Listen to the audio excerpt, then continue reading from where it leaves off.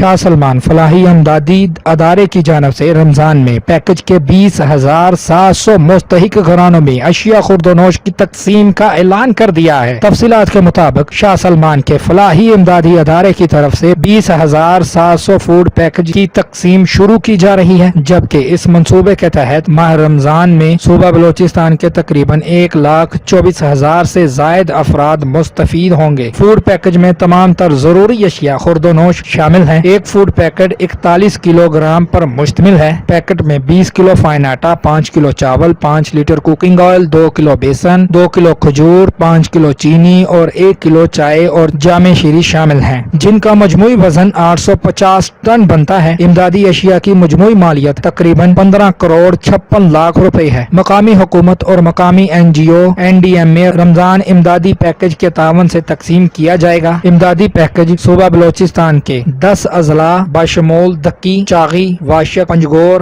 نصیر آباد، خاران، صحبت پور، سبی، لورا لائی میں تقسیم کیا جائے گا۔